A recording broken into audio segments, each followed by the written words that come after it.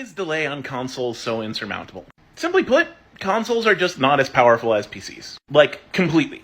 Consoles are machines that are dedicated for one specific task. They can get a lot of power out of underspec'd components. Unfortunately, there are limits to that. Those limits are that games don't necessarily translate perfectly from PC to console. And PC is where these games are being developed. Usually patches and optimizations can fix this a little bit, but not entirely. It's not like a graphical power thing, it's like literally the way the processor works. PCs, on the other hand, A, are more powerful, so they kind of just brute force it. B, believe it or not, are the native platform that these games are designed on. All console games are ports, and ports always cause problems. So a game on a console is never going to run exactly like it ran on the computers it was designed on. And often, close enough is good enough. If you're looking at 8 frames of delay on a console versus 4 frames of delay on a PC, that's going to piss off the hardcore gamers.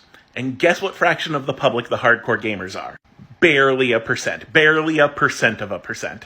Most people won't even notice. Most people won't even have a gaming PC to compare it to. The game comes out, most of the casual crowd snap buys it day one. They have no problem. The hardcore crowd gets a fix later, if at all. Because it's been proven that the hardcore crowd still buys the games, so they're not losing any profit. And at least as fighting games go, the hardcore crowd is really resistant to not using consoles when it comes to running big events. So since they're not willing to experiment with PCs because they think that more can go wrong with PCs, which is true, they have cornered themselves into needing consoles. It means that the PC releases aren't viable competitors to the console releases. Because major competitors and tournament organizers are going to buy it on console anyway, even if it has flaws. With all these factors put together, if you're a game development company and you see that your console version has 4 frames more delay than your PC version, you now have an option. You can sink hundreds of thousands of dollars into trying to fix it and possibly delay the game for months,